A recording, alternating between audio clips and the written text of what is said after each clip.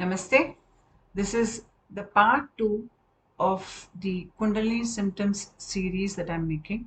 In case you have not watched part 1, I'll post the link in the description box below. Please watch it. Before I proceed further, I would like to make a small disclaimer that I'm not a doctor. And in case you have any symptoms that are mentioned in these videos here, please do not assume that they are related to Kundalini awakening. Please consult a physician if you have any mental or physical health issues.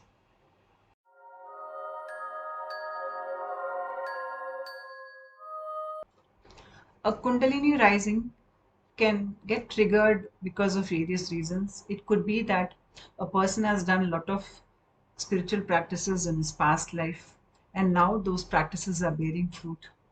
It could be because of life shock or trauma or due to some accident, or maybe because of the Shakti part that they have received from a guru. Whatever may have triggered the rising should be a healthy rising. And generally, when somebody has received initiation or Shakti path from a genuine guru, or if somebody is under the supervision of a guru and have received the blessings, or if somebody has somehow been touched by God or by grace, they generally have healthy risings. That is the path that is taken by Kundalini rising yields the correct results. But when somebody tries to forcibly raise their Kundalini, or when due to life shock or trauma of some other reason, the awakening happens and the body of this person is not prepared for this kind of awakening, then the chances of this awakening or this rising going into the wrong channels is there. That leads to an unhealthy rising, which is not desirable. And such a rising should be channeled into the Sushumna Nadi so that it yields healthy results. When someone experiences sudden enlightenment without undergoing the process, it simply means that the Kundalini has taken the path of Vajranadi or Saraswati Nadi. Generally, the Vajranadi has no blockages, so the Kundalini easily enters this Nadi. The person has this experience of enlightenment, and because the Kundalini has risen into the brain area, it activates certain chakras, and this person develops certain siddhis or powers, and because of which they think that they have completed the process, but they cannot sustain this experience because Kundalini has no resting place at the level of Vajranadi or at the level of Saraswati Nadi in the brain centers. So it has to again come down to the Muladhara chakra. So these people feel as if they have got something and they've again crashed down to the ground level. So they cannot sustain this kind of experience, which leads to a lot of pain and frustration. So when somebody has this kind of experience, they have to understand that they have a wrong rising which has to be diverted into Sushumna. The difference between a spiritually awakening person and the normal person is that there's a lot of inner transformation that is happening. The nervous system is changing. The quality of hormones that is being produced is different. The glandular functioning is changing. So there are a lot of changes that are happening inside the body. The picture you see here is that of a neuron, and you can see that the axon of a neuron is covered in a fatty substance called the myelin sheath. And this myelin sheath should be healthy for a good Kundalini awakening. The myelin sheath, it transmits electrical energy through the body. When a person reaches the age of early 20s, the myelin sheath is well formed in the body. But this well formed myelin sheath limits the capacity of the nervous system to evolve further. So, in a person who is unawakened, this myelin sheath, once formed, stays there throughout the life. And because this myelin sheath is intact, the person's nervous system cannot upgrade. But when somebody has a Kundalini awakening, throughout the process, there is demyelination that is happening. That is, the myelin sheath is gone. Then the nervous system upgrades to the next level. And again, remyelination happens. That is, again, the myelin sheath gets formed. And this happens over and over during the Kundalini process. So the nervous system is constantly upgrading in a person who is spiritually awakening.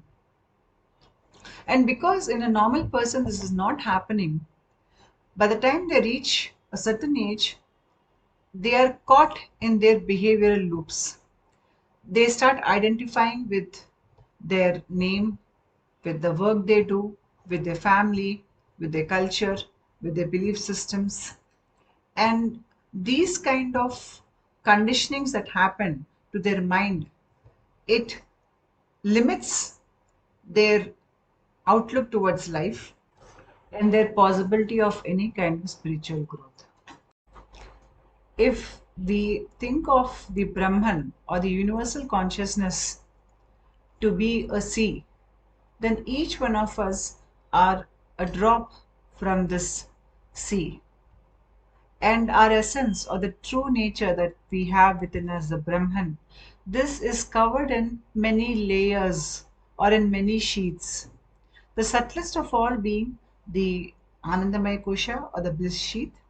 Then comes the Vijnanamaya Kosha, which is the intellectual sheath. Then comes the Manomaya Kosha, which is the mental sheath. Then comes the Pranamaya Kosha, which is the pranic sheath. And the last is the physical sheath or the Annamaya Kosha. The physical sheath is the physical body. So this is the last sheath, or the grossest of all the sheaths that cover our true essence. Every soul has traveled from the subtlest of layers to the grossest of all to experience life on earth. When a soul is being born on earth, when it enters the mother's womb, it takes on the pranic sheath and the physical sheath to experience life on earth. And upon death, it leaves behind the pranic sheath and the physical sheath. And the soul moves on to the astral planes, taking along with it the bliss sheath, the intellectual sheath, and the mental sheath.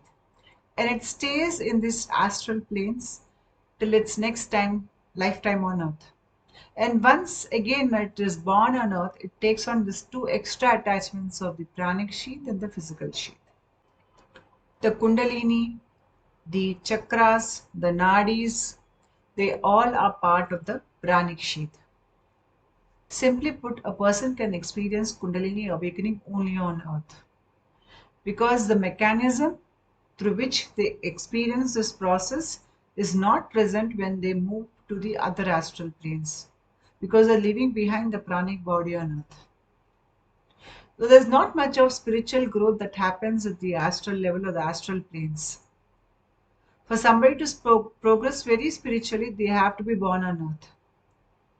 And if they have a Kundalini awakening, it is like an express highway where a person can evolve so much in one lifetime, which will otherwise take him hundreds of lifetimes on earth. Because in one lifetime, the nervous system is upgrading, the hormonal production is upgrading, the glandular functioning is upgrading, and the mental processes and the way the spiritual processes are happening in the body are on fast track. So this is only possible when a person is born in a human form on earth, because Kundalini awakening can only happen on earth and not in other astral planes. What happens in a Kundalini awakening?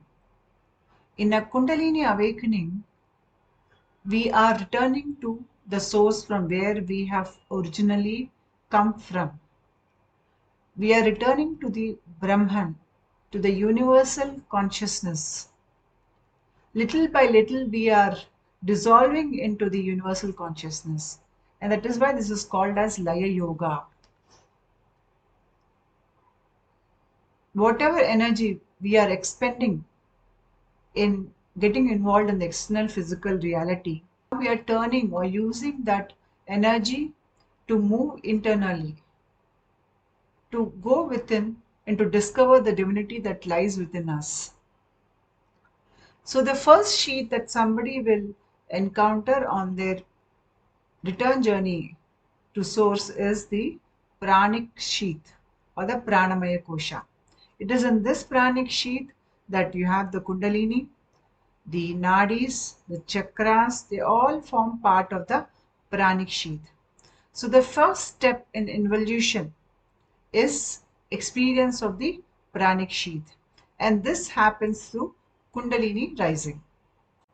When somebody is about to have a major spiritual shift in their life, the life goes through a major phase of change and turmoil. That is, plans that the person makes for himself, they all fall apart. He loses his loved ones, or he has strained relationships with the present people in his life. He prefers to move away from whatever location he is living in right now. The person may experience frequent flu, fever, body pains, reduced levels of energy. He may lose interest in life. He experiences a lot of pain, a lot of trauma, fear, anger, and he experiences disconnection with God. So, this is a very dark phase in life where he is questioning everything about life. And there's a lot of loss that is happening in his life. It can be loss in the form of health, in the form of wealth, in the form of relationships, in the form of career, or the loss of sense of security also that is there in his life. So everything falls apart. Then this person can have a lot of food cravings. He can become depressed. In my case, I wanted to eat plenty of sugar. I was eating lot of sweets in one particular phase. Few crave protein, few crave junk food. So there's a lot of food cravings that come to surface here. And suddenly this person starts dreaming a lot. The sleep time has heavy dream activity going on. In dream time, the person can experience premonitions, then he can experience nightmares also, and sleep paralysis too. Sleep paralysis is when a person feels that there's something sitting on their chest and trying to strangulate them while they're in sleep. The person comes to a wakeful state, but he is unable to move his hands or legs. He is unable to open his eyes. He is unable to take any kind of action against this evil thing that is trying to strangulate or kill that person. Slowly, after much struggle, that person maybe uses a particular mantra or calls out for God's help or tries to speak out or scream. And that is when he wakes up from this sleep paralysis. Many think that the sleep paralysis happens because there's an evil spirit that is trying to kill them or strangulate them. But in truth, sleep paralysis generally happens between the dream state and the wakeful state. And I somehow link this phenomenon with the opening of the subconscious mind. I experienced sleep paralysis quite a few times during this phase, and it only happens in this phase. Later on, in the later stages, I did not experience any sleep paralysis. After this kind of changes that have happened, the next thing is that the person is about to experience Pranotthana. Pranotthana is the experience of prana moving through the pranic sheath. And even before a person can experience it, say few months before is about to experience the pranic flow in the pranic sheath, there are certain signs and symptoms that he will experience. Firstly, he will experience lot of head pressures, headaches. He will feel like his temples are being pressed very tightly. He will feel ants crawling over his head or inside the skin of his head. He will experience vibrations in various pockets of his body. He will hear high pitched noises, and especially he will hear a lot of mantras which he has not heard earlier while he is in sleep or during the night times when he wakes up from sleep. And his dream time is rich with a lot of dreams where he's traveling or is about to travel or is about to go on a long journey where he does not know where the destination is, or he is moving from the railway station to the airport. There are a lot of these journeys that he will see in his dream. He will have visions of gods and goddesses. He will have visions of saints blessing him. And wherever the chakra points are there on the body, he will feel a minute vibration. It's like a very small, minute particle is vibrating constantly in the chakra points. He will develop a spiritual routine in this particular phase. Earlier phase, he experienced disconnection with God, but here there is something that draws him towards taking on a spiritual routine. Then there's this unexplainable weight gain or weight loss that happens. And then he will have a lot of dreams of snakes. While Kundalini transformation is happening in the body, the organs also participate in the process. That is the liver, the pancreas, the kidneys, the lungs, the heart. They all are now having additional duties of participating in the spiritual transformation. In an ordinary person, when he eats food, the liver helps by producing juices to digest the food and cleansing the food of poisonous substances. But now, in a person in whom the spiritual transformation is happening, apart from these basic duties, the liver now participates in higher duties of helping the body in transforming or upgrading spiritually.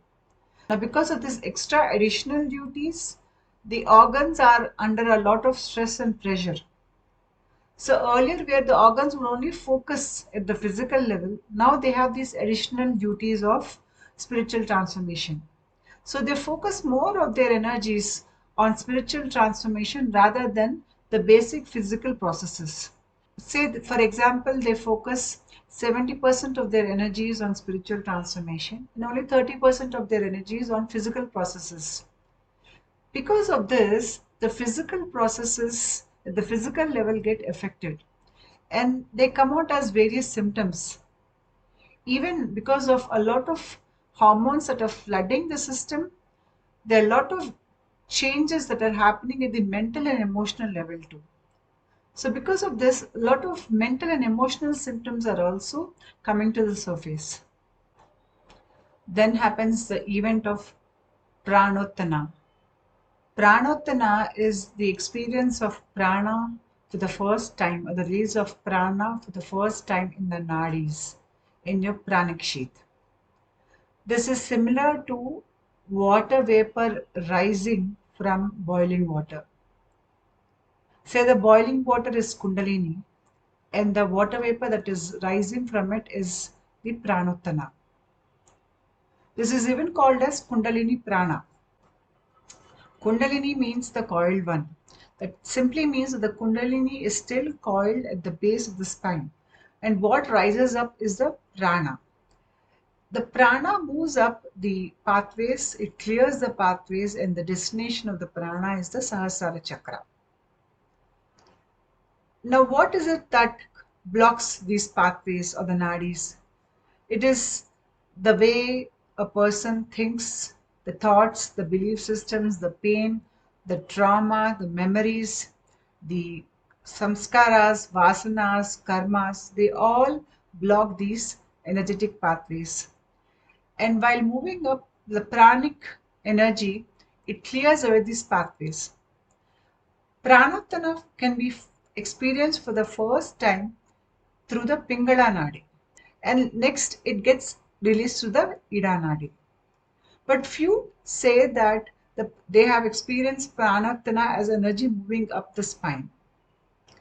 Whatever method the prana may take to reach the Sahasrara, but it cleanses the Nadi system for the future Kundalini awakening. When this prana is moving through the Muladhara chakra, it is clearing blockages there. A person experiences lot of release of fear. Apart from that, he might experience a little lack of abundance at this phase, and a general sense of not being happy in the particular situation. And when this energy moves through the Swadhisthana chakra, there can be either a lot of increase in sexual desire or a total loss of interest in sexual desire. And when it moves through the stomach, there could be a lot of problems associated with the digestive tract. There is general stomach pain, acidity, constipation, or diarrhea, which can this can go on for many years. Apart from this, there is a lot of release of anger at this level. And when this energy is moving to the heart area, a lot of pain, stored pain comes out. And a lot of old memories surface which need to be healed. Other symptoms involve muscle twitching, cramps, tingling on of skin, itching of skin, allergies, rashes. There's something like ants crawling over the skin.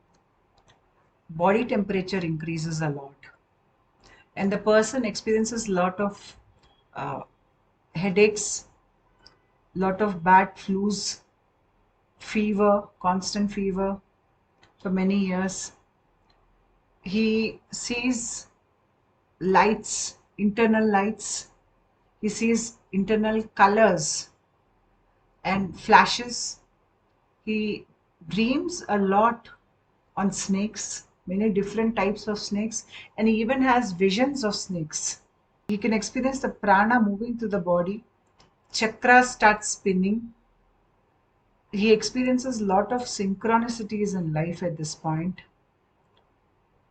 The breathing pattern changes, and a lot of kriyas are happening. Kriyas are involuntary movements of the body, and they even happen in the state of sleep. For example, when I would wake up from my sleep, deep sleep, I would see that both my legs are raised up in this position. Immediately upon waking up from sleep, my legs would fall back because of the weight. And I tried to lift them on my own. I could not lift them together to that particular height because at that point in time I was physically ill. I was incapable of doing that. And sometimes I would see my hand raised like this in sleep. So these are the kriyas that a person will experience at this stage. There is this throbbing that is experienced in the left big toe, and from there, the vibrational energy moves up the leg into the body. It starts in the left big toe. The general vibration level of the body is increasing. Then there is this general fatigue, body pains that are there, back pain that is experienced when this energy is moving up the spine. The spine is also under a lot of stress. And especially in this area, when in my experience, when the energy was moving through this area, there was something in this area which was not allowing the energy to move up. It was blocked in this area, and because of that, the energy was moving sideways, and I had a lot of pain in my throat, in my neck region. I would frequently sprain my neck, had severe back pains, and the energy kept pushing upwards. But after many years, I managed to make a small hole and move up into my neck region. But then, when that happened, I think there's a lot of stored emotion in this area, or maybe a lot of stored negativity that is there in this area. And because the body would get affected with this negativity, I think there's some kind of blockage here which does not allow the negativity to come down. So that particular area being pierced, now this negativity somehow has come into the system, and because of that, I fell sick for many days. After recovering, the energy moved up, it cleared the pathways in my neck, and it moved up into my head. The energy on its own, with our effort, can reach only the Agya Chakra area. After that, you need either the Guru or the goddess's blessings for it to pass through this area and move into the head. When this energy is working in the lower chakras, we can encounter lower astral entities. But as this is rising and moving into higher chakras, you will meet higher light beings. We can experience the prana flowing, the chakra spinning, we can experience the nadis very clearly within our system, and we even can clearly experience the rising of the twin snakes, that is the Ida and Pingala. They are rising up, they are up the spine, around the spine, and they're moving into the head. As apart from that, spiders can easily sense someone who is undergoing the Kundalini awakening. They like the Kundalini energy. So when you hang your clothes somewhere, or you keep your personal belongings somewhere, or you have a tendency to sit in a spot for a longer time, you will see that spiders come and they try to occupy that space because they like the energy that is coming from your clothes, from your belongings, and from the place where you sit. That energy signature is very appealing to these spiders. They can sense higher energies. At a mental level, too, a lot of questioning is happening, and this person is able to get answers from the universe. A lot of philosophical thinking. The eating habits are changing for the better. The lifestyle changes are getting better, and they can see that overall the quality of life is better. A person can experience sudden increase in height about an inch or inch and a half. That is because the blood flow goes into the cartilage that is there in between the knee joints, and he can again lose that height after a few months. There's a lot of understanding of our inner aspects, our emotional state, our mental state, the kinds of thoughts we hold. There's a lot of deconditioning that is happening. And because of all this too much mental activity, a person prefers to be alone. They do not want to talk to people. They need their personal space, which is clutter free, which is away from crowd, from noises, and they like to live in nature. And because they're going into high vibration, they have a general understanding of themselves and the world around them. Generally, people equate spiritual growth with more joy and peace. So, somebody, when they are meditating or when they are into certain spiritual activities, they always express joy and happiness about being in these activities. But when somebody is undergoing the Kundalini awakening, they are on the other extreme. That is, they express lot of anger, they express lot of fear, pain, trauma, desires. Everything that is undesirable, unwanted is getting expressed here, which can be confusing for the person who's watching them. Because it is always thought that when somebody is on the spiritual path, their emotions are of high quality and they display better behaviors. Whereas on during this Pranotthana phase, person is getting rid of all the ugly baggage that is there within a system. So he might come out as being very aggressive or very emotional or unstable in general. Now, if you look at the picture here, you see a person standing on the ground, and beneath the ground is a lot of water. But the person standing on the ground is not aware that there's so much of water underneath the ground. Let's think of this water as our emotions, which are there in the subconscious mind. And now, a normal person cannot access this subconscious mind, so he does not know the emotions that are there in the subconscious mind. Being at the surface level, they can experience a lot of joy and peace because the subconscious mind has not opened up yet. But for somebody who was undergoing a Kundalini awakening, the subconscious mind has opened up. If you look at the picture here, you can see a borewell drawing out all the water which is hidden under the ground. So everything that is hidden, all the emotions that are hidden within the system are getting released. So during this phase of Pranotthana, there can be many years where a person is displaying a lot of pain, anger, a lot of desires are getting coming out of his system.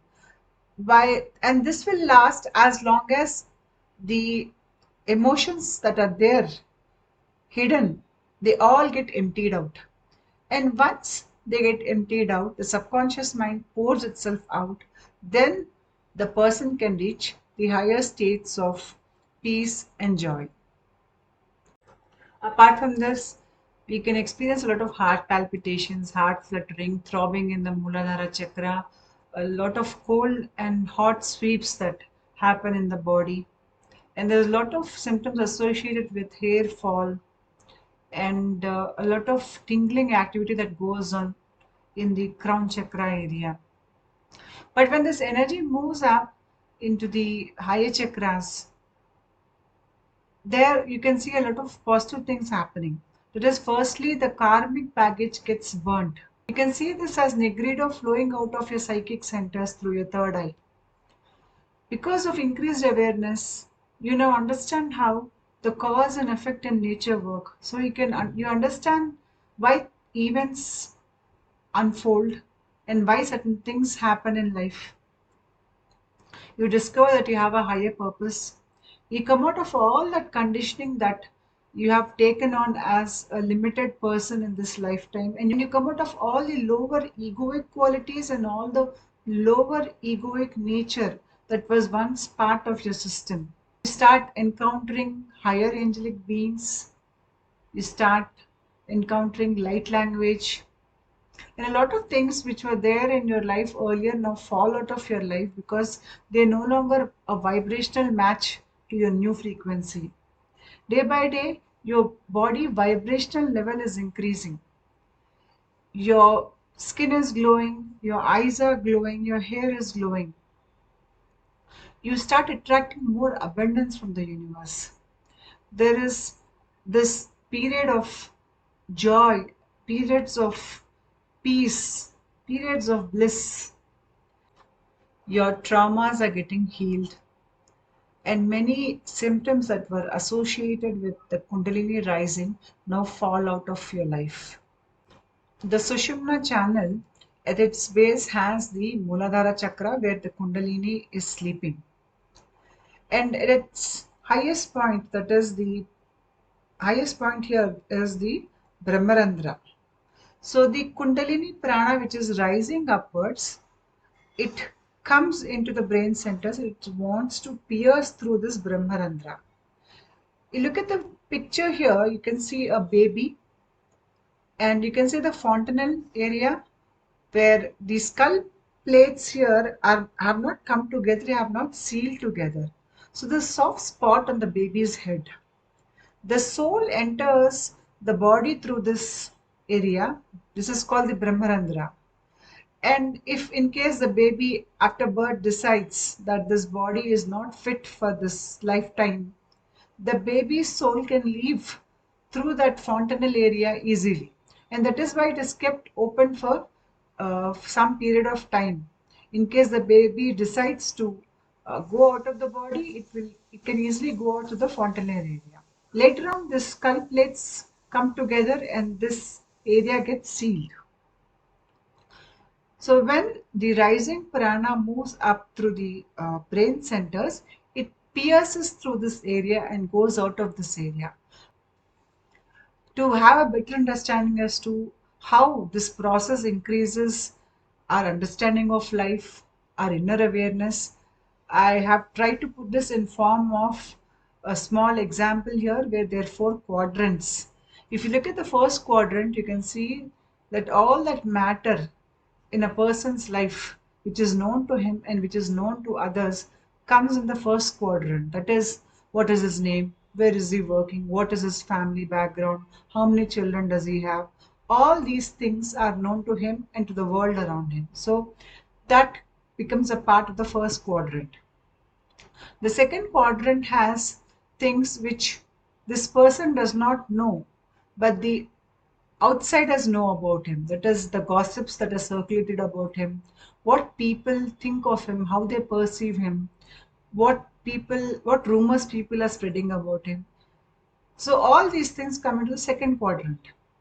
The third quadrant, these are things which only this person alone knows. These are private matters, and the external world has no idea about what is going on in his inner world.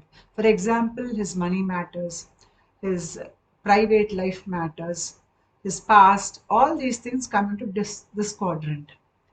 Next comes the fourth quadrant, which is the unconscious mind, where there are a lot of things stored there. Most of the matter is stored in the fourth quadrant, and this person is not aware of what is happening in the fourth quadrant, and so is the external world. Even the external world cannot peep into this fourth quadrant. So the fourth quadrant is that mysterious unconscious brain. 97% of our information is stored in this particular area. So if you look at the four quadrants, first quadrant and the third quadrant, which are highlighted here, these are the areas which are known to the person. He is aware about these areas of his life. And the second and fourth quadrant, these areas are not in the awareness of the person. They're beyond the awareness of the person. What happens in the Kundalini prana rising is, now the person, because he has opened his subconscious mind and because his awareness levels are high, now he has more information. He knows more about himself and how the world perceives him. So the known area becomes wider because the subconscious mind has opened up, majority of the brain has opened up. He knows his past lives, he knows his mental situation, his emotional situation, he knows his life purpose, he knows his future.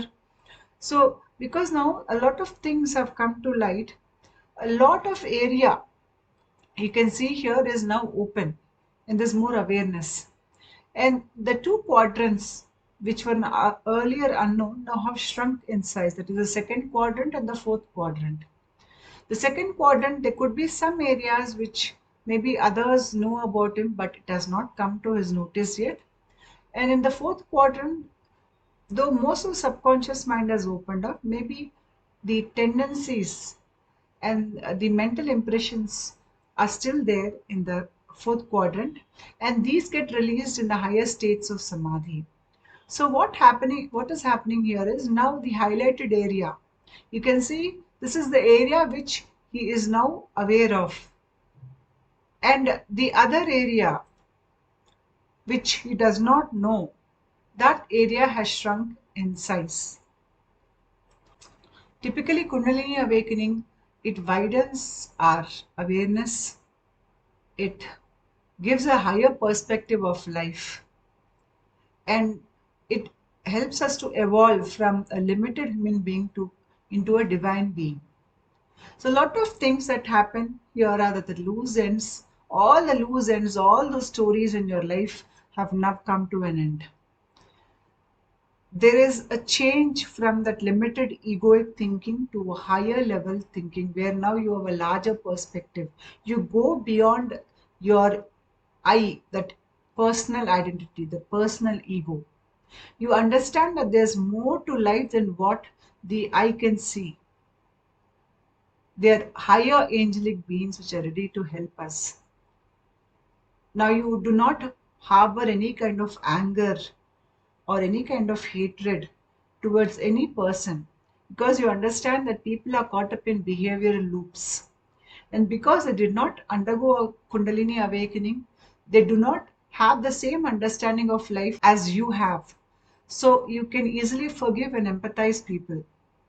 You develop a greater connection with God and you learn to surrender in the process.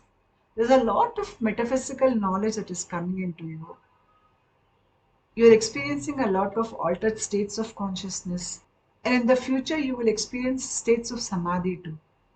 But the most important milestone here was the piercing of the Bramharandra. With this, you enter into the mental sheath. So what happens after that, I will explain in the next video. Thank you.